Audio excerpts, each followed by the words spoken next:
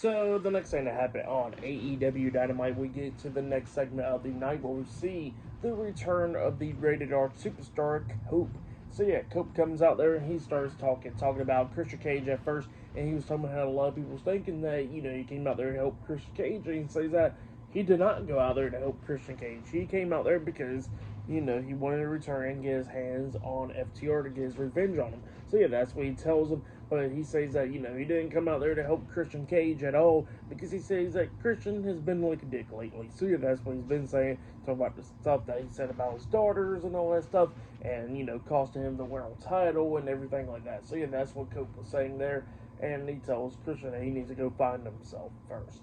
So yeah, that's what he tells him. And yeah, he was talking about FTR, how he's going to get his hands on FTR and everything. And he was talking about how, that it was their dream to become the Trios Tag Team Champions while he was in WWE and all that stuff. When they had phone calls when he was making his return 5 years ago. So yeah, that's what Cope was talking about there. But then he says that now things has changed and now he gets to get his hands on FTR because they tried to retire him and they took away 4 months of his career.